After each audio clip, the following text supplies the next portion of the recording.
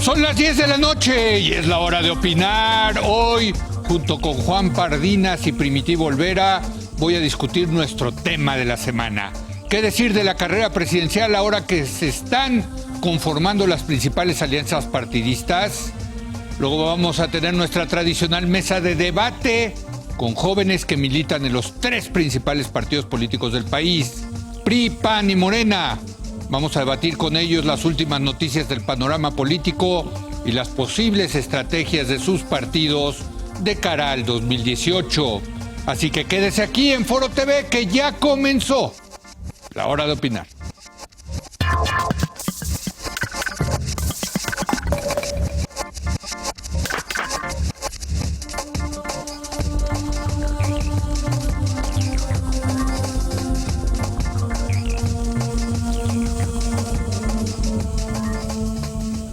Muy buenas noches. Hoy comenzamos debatiendo nuestro tema de la semana.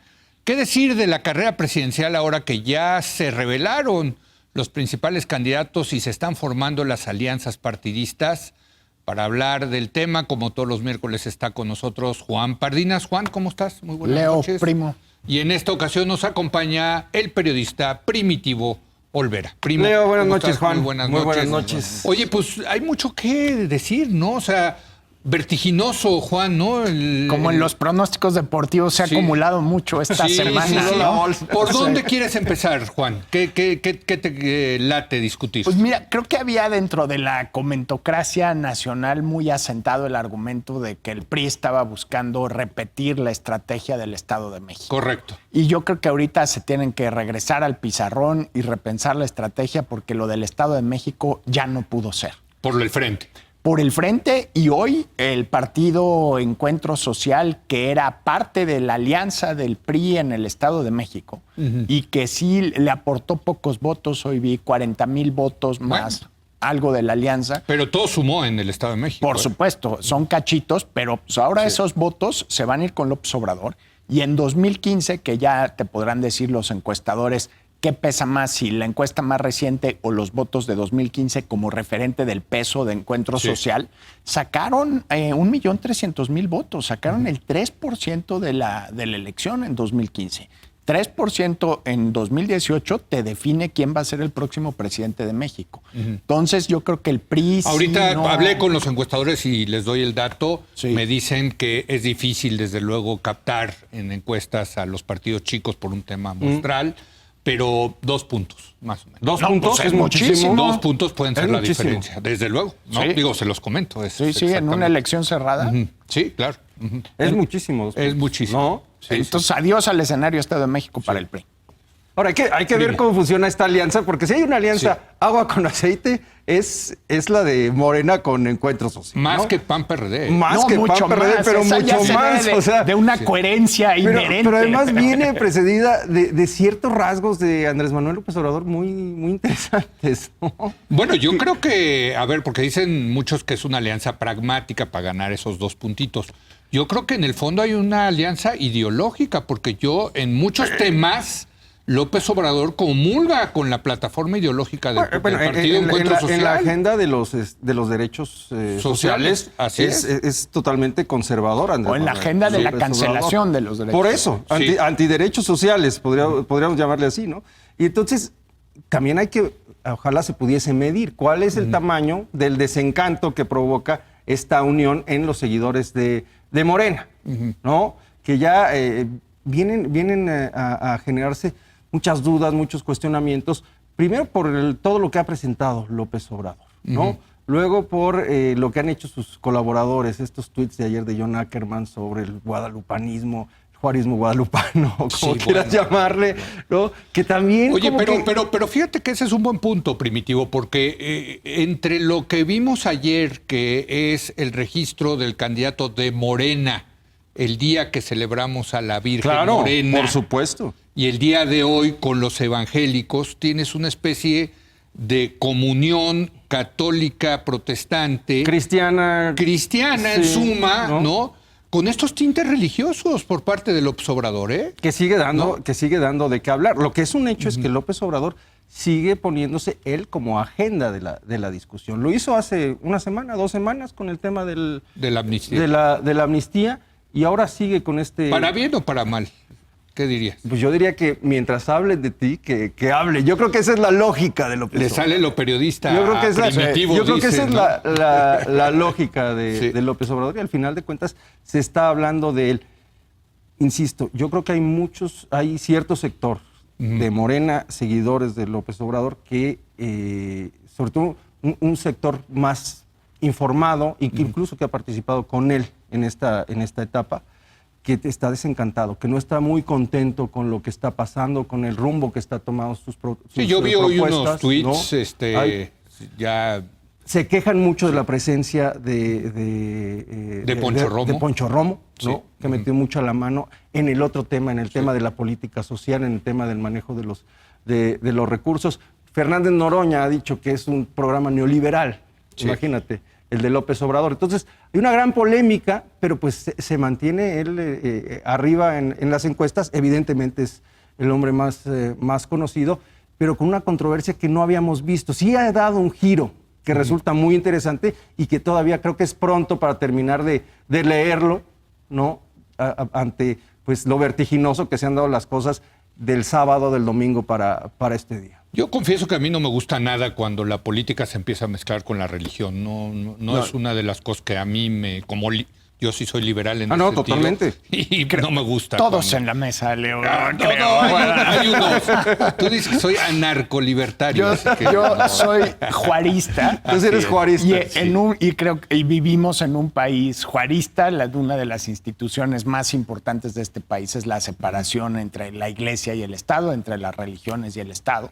Y lo que estamos viendo en Morena es una alianza bíblica entre evangélicos y católicos. Y si lo ve uno ideológicamente y programáticamente, hoy el candidato más cercano a la visión de Donald Trump es Andrés Manuel López Obrador. O sea, toda la agenda ultraconservadora es muy parecida a la del Tea Party. La agenda económica de no subir impuestos bajo ninguna circunstancia es muy parecida también al republicanismo que abrazó Trump. Y ahí yo difiero de Primitivo sobre que mientras hablen de ti está bien que hablen. Yo creo que López Obrador llegó a su techo, difícilmente va a poder subir de los 33, 34 puntos que le dan las encuestas, y sí queda mucho para bajar. Y cada vez, una vez a la semana, abre la boca diciendo una barbaridad que yo supongo debe espantar a algún sector de la gente que está considerando votar por él. Una fue la amnistía. Otra que a mí me pareció sumamente ofensiva y probablemente más peligrosa incluso que meter la religión en la política, que es meter el racismo y el clasismo en una sociedad como la mexicana. Así es. A mí el tema de Pirurris sí me parece peligroso. Yo escribí el otro día al respecto. No es nuevo lo de Pirurris. No. Lo que es nuevo es haberle dicho blanquitos tanto a Mid como a Naya. Puchos, incluso digo. Tuve que buscar qué era eso de puchos, por cierto. Es un tabasqueñismo, ¿no? Para decir que son pálidos. Suena como maya, ¿no? Pero esta cosa de nosotros los morenos versus ustedes los blancos, ahí sí, eso sí, que por cierto, tiene razón que las élites en México, tiene toda la razón de decir que las élites en México son más blancas, pero abrir ese tema racial, hijo, mano. Desde la política, desde una campaña electoral, una vez más me regresa a Donald Trump, utilizando el tema racial. Y el tema de la raza como parte de tu plataforma ideológica y tu plataforma política. Me parece atroz y aberrante lo que hizo López Obrador y muy peligroso en una sociedad como la mexicana, que tiene profundas desigualdades que las tenemos que atacar desde el tema de económico, desde el tema de acceso a derechos, desde el tema de combate a la corrupción, no desde el racismo, no desde empezarle a echar gasolina al pastizal. Y eso es lo que está haciendo polariza. AMLO. Yo, a diferencia de Primo, creo que si fuera su jefe de campaña o su asesor a López Obrador, y atendiendo a sus convicciones religiosas, le diría, haz un voto de silencio, cállate la boca de aquí al 1 de julio. Aquí ha estado Alfonso Romo y daba toda la impresión, el día que se sentó aquí contigo, una hora completa, que la idea era mover a López Obrador, hacerlo menos radical, hacerlo ver menos radical, civilizarlo de alguna manera. Y pues esta no es la forma más adecuada, me parece. En su proceso de se civilizatorio llegó a la está alejando de la ultraderecha. izquierda, que es de su voto natural. Y pues Pero a lo está mejor llegando primo con la idea de que de todas ultraderecha. maneras van a votar por él. Ese es un tema. Yo creo que ese es el supuesto. Bueno, a ver, hacia- este es mi segmento, estos me van a ser leales, van a votar por mí, me voy a mover ¿Para dónde hacia el centro ¿Para derecho. dónde se pueden hacer quienes hoy estén dudando de estos pasos exacto. que da López Obrador? Entonces sí, no van a votar No. ni por Mid, ni por Anaya. Ni por Anaya. No estoy tan seguro. ¿No? No. A ver. Yo creo que el Frente tiene una avenida. Si Eso toma también las es cierto. banderas anticorrupción, antiimpunidad, si dice que va a perseguir los casos de corrupción de este sexenio, yo creo que el Frente tiene una enorme oportunidad Pero eso no electoral. es una agenda de izquierda.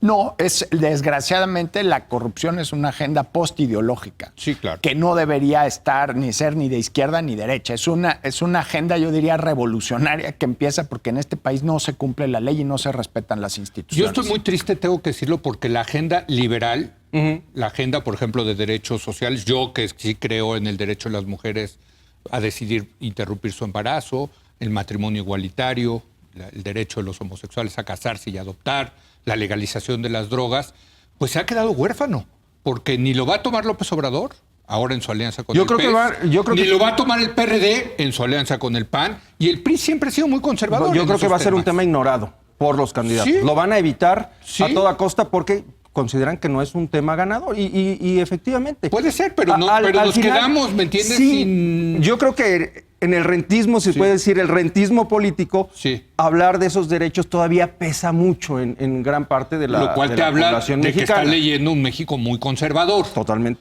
Y puede ser que tengan razón. Pero al ala liberal nos dejan huérfanos. En ese sentido. la en el, verdad. men- en el totalmente menos de peor de acuerdo. los casos no se van a arriesgar a meterse a esos temas, ¿no? Sí. Y entonces vamos a ver, y lo que decía Juan, yo creo que una campaña muy poco ideológica. No sé qué tanto pesen ya las ideologías tal y como Ese está es un el buen país.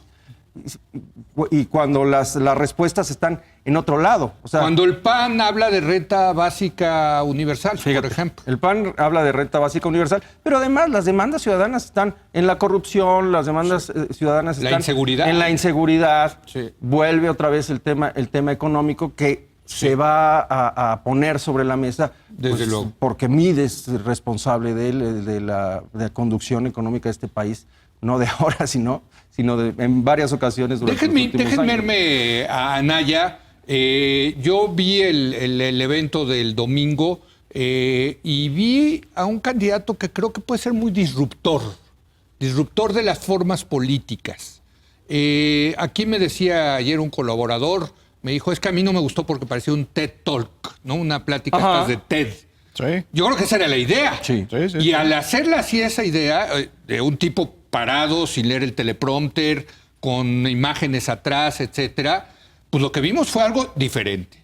A algunos les gustará, a algunos no les gustará, pero lo cierto es que sí vimos algo diferente, ¿no? ¿No te parece, Juan? Y yo creo que muy bienvenido. O sea, yo sí prefiero un TED Talk. A ti sí te gustó. Es que a ti van a decir que como tú andabas coqueteando con la... No, a mí sí el me parece Frente. que el Frente puede Sí. ser una opción por la cual yo me puedo entusiasmar Sí. por votar. O sea, sí comparto la visión liberal. Sí. De que me preocupa que se cancele toda la agenda cultural, que el candidato de izquierda, que es López Obrador, acabe alineado con la ultraderecha en un acto de prostitución ideológica, yo creo que sin precedentes en la vida política del país. Eso me pesa. Pero creo que en el Frente, tanto dentro del PAN, dentro del PRD, hay gente en la que confío que puede luchar por la agenda anticorrupción. No son todos, no es todos, son partidos que si los ves desde una perspectiva general, por supuesto que hay problemas de corrupción en el PRD.